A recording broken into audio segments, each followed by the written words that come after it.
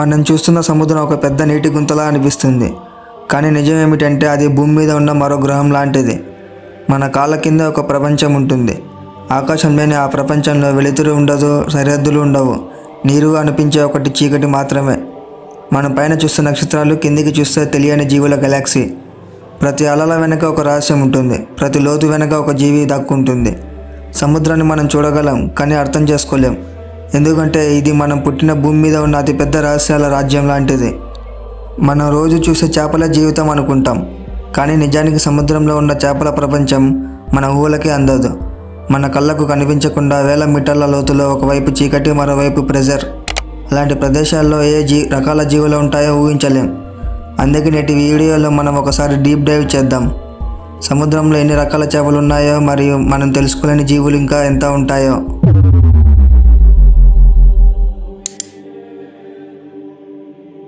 సముద్రంలో ఉన్న మొత్తం చేపల సంఖ్య ఖచ్చితంగా ఎంత అని చెప్పడం చాలా కష్టం, ఎందుకంటే అవి నిరంతరం మారుతూ ఉంటాయి.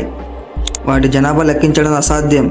ప్రస్తుతం శాస్త్రవేత్తల అంచనాల ప్రకారం ప్రపంచవ్యాప్తంగా సుమారు 33,000కు పైగా చేపల జాతులు ఉన్నాయంట. వీటిలో అధిక భాగం అంటే సుమారు 18,000 కంటే ఎక్కువ జాతులు సముద్రం నీటిలో నివసిస్తున్నాయి. మిగిలినవి నదులలో నివసిస్తున్నాయి. ప్రతి సంవత్సరం దాదాపు 100 నుండి 150 కొత్త చేపల జాతులను శాస్త్రవేత్తలు కనుగొంటూనే ఉన్నారు. లోతైన సముద్రాల్లో ఇంకా చాలా జాతులు కనుగొనబడాల్సి ఉంది. మనం లెక్కించగలిగేది కేవలం జాతుల సంఖ్య మాత్రమే. సముద్రంలో ఉన్న ఒక్కో చేప సంఖ్య అయితే లెక్కించడానికి వీలు లేనంత పెద్దదిగా ఉంటుంది. భూమి ఉపరితలంలో సుమారు 71% సముద్రంతో నిండి ఉంది. అంటే భూమిపై మనకు కనిపించే దానికంటే ఎక్కువ భాగం నీరే ఆక్రమించి ఉంది. భూమిపై ఉన్న నీటిలో 97% ఉప్పు నీరే ఉంటుంది. సముద్రం సగటు లోతు సుమారు 12,000 అడుగులు ఉంటుంది. భూమిపైన అత్యంత లోతైన ప్రదేశం పసిఫిక్ మహాసముద్రంలో ఉన్న మరియానా ట్రెంచ్. దీనిలో ఉన్న ఛాలెంజర్ డీప్ దాదాపు 36,000 అడుగుల లోతు ఉంటుంది. సముద్రపు లోతును బట్టి శాస్త్రవేత్తలు దానిని 5 ప్రధాన జోన్లుగా విభజించారు. ఈ జోన్లు సూర్యకాంతి ఎంతవరకు చేరుతుంది, నీటి ఒత్తిడి ఎంత ఉంది, మరియు అక్కడ ఎలాంటి జీవులు నివసిస్తాయి అనే దాని ఆధారంగా ఉంటాయి. ఎపిపెలాజిక్ జోన్. ఈ జోన్ 0 నుండి 200 మీటర్ల లోతు వరకు ఉంటుంది. దీనిని సూర్యకాంతి జోన్ అంటారు. ఇక్కడే సముద్రంలోని అత్యధిక జీవరాశి ఉంటుంది. చేపలు, తిమింగలాలు, డాల్ఫిన్లు, సముద్రపు మొక్కలు ఇక్కడ నివసిస్తాయి. సముద్రం ఉపరితలం నుండి 200 మీటర్ల వరకు ఇది విస్తరించి ఉంటుంది. మెసోపెలాజిక్ జోన్. ఈ జోన్ 200 నుండి 1000 మీటర్ల వరకు ఉంటుంది. దీన్ని ట్విలైట్ జోన్ కూడా అంటారు. కొద్దిపాటి సూర్యకాంతి మాత్రమే చేరుతుంది, కానీ అది జీవుల ద్వారా కిరణజన్య సంయోగ క్రియ చేయడానికి సరిపోదు.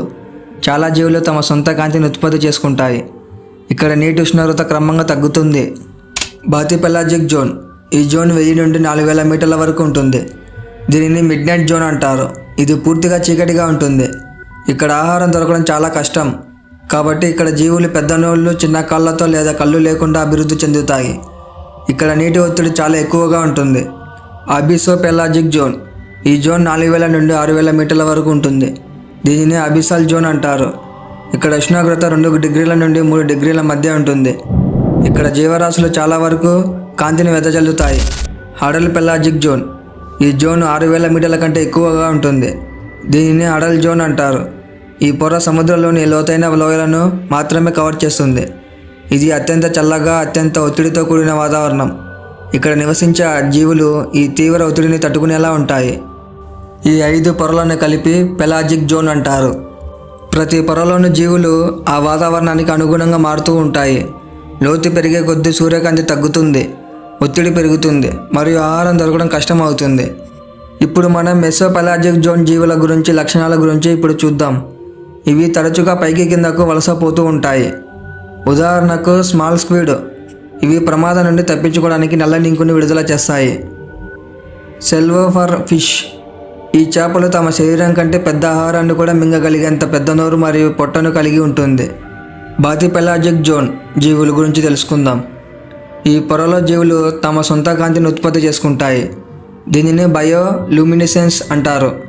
ఇది ఆహారాన్ని ఆకర్షించడానికి లేదా వేటాడే జంతువుల నుండి తప్పించుకోవడానికి ఉపయోగపడుతుంది. ఉదాహరణకు యాంగ్లర్ ఫిష్. దీని తలపై ఒక కాంతిని వెదజల్లే గాలం లాంటి భాగం ఉంటుంది. ఇది చీకట్లో ఇతర చిన్న చేపలను ఆకర్షించడానికి ఉపయోగపడుతుంది. Vampire squad. ఇది ఎరుపు మరియు నలుపు రంగులో ఉండి భయంకరంగా కనిపిస్తుంది, కానీ చిన్న చిన్న కలుషితాలను మాత్రమే తింటుంది. అబిసోపెలాజిక్ జోన్ జీవులు. ఇక్కడి ఒత్తిడి చాలా ఎక్కువగా ఉంటుంది, అందుకే ఈ జీవుల శరీరాలు మృదువుగా గుజ్జుగా ఉంటాయి. ఇవి చాలా నెమ్మదిగా కదులుతూ దొరికిన ఆహారాన్ని మాత్రమే తింటాయి. ఉదాహరణకు బ్లాక్ ఫిష్. దీనిని నీటి నుండి బయటకు తీస్తే దాని శరీరం ద్రవ రూపంలో మారిపోతుంది.